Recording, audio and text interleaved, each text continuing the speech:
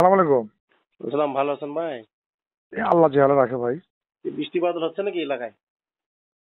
হ্যাঁ, একটু হচ্ছে আবার বন্ধ হচ্ছে আবার শিপ হচ্ছে এরকম। হুম।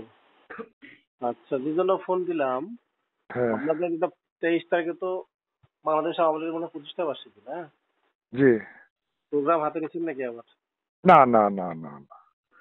আর তো কেউ নেবে না, তাই না? না, কারণ কি ভাই, আমি রাজনীতি করি কিন্তু ইলিগেল কিছু করি না। আমাদের একটু শাস্তি পাওয়ার দরকার আছে, বুঝছেন? আমরা 14, 18, 24-এ ভোট প্রশ্নবিদ্ধ করছি। আমরাও 15 বছর বিরোধী দলকে মামলা দিয়ে হয়রানি করছি। কাজী রিফর্ম না হওয়া পর্যন্ত, হ্যালো, হ্যাঁ হ্যাঁ হ্যাঁ, বুঝতে পারছি। আমি 5 দফা দাবি দিয়েছি। ক্ষমতার লোভ থাকবে না, অবাধ সুষ্ঠু নিরপেক্ষ নির্বাচন, রাজনৈতিক সহাবস্থান, আইনের শাসন বাস্তবায়ন, এদেরকে নমিনেশন। হুম। কারণ আপনারা জানেন যে গতবার কিন্তু আমি নমিনেশনটা পেয়ে গেছিলাম আল্লাহর রহমত, যে কারণেই আজকে কিন্তু তারা পলাতক এবং তারা নাই। তো সেই কারণের জন্য একটু পানিশমেন্টের দরকার আছে, পানিশমেন্টটা হয়ে যাক, তারপরে প্রেক্ষাপট স্বাভাবিক হোক তখন সেটাই আহুট সেটাই করে সেটাই সাদুল্লাহ প্রোগ্রাম নেব না। এবং না, সাদুল্লাপুরে কোনো সাদুল্লাহ। ভায়োলেন্স হবে না, আমি বলি সাদুল্লাপুরে কোনো ভায়োলেন্স হবে না। হুম। পাশাপাশি যতক্ষণ পর্যন্ত জান্তেল পর্যায়ে বাংলাদেশের রাজনীতি অবস্থা মানে আসবে না, ততক্ষণ পর্যন্ত কোনো ধরনেরই প্রোগ্রাম হবে না। বাংলাদেশের কোন উপজেলায় হবে হোক, কিন্তু আমি আমার সাদুল্লাপুর উপজেলায় আমার নেতৃত্ব আমি করতে দেবো না।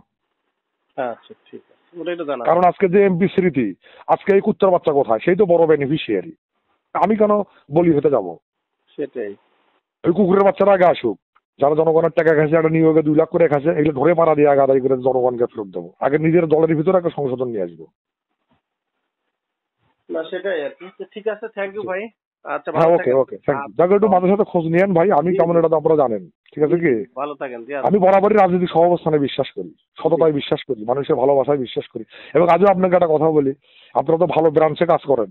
আজও যদি অবাধ সুষ্ঠু নিরপেক্ষ নির্বাচন হয়, সাদুল্লাপুর পলাশবাড়িতে পৃথিবীর যে কোনো মাইকেল নির্বাচন করুক, আমার কনফিডেন্স তার সাথে আমি মোকাবেলা করতে পারবো। আর জনগণ আমার আশা ভরসার স্থল।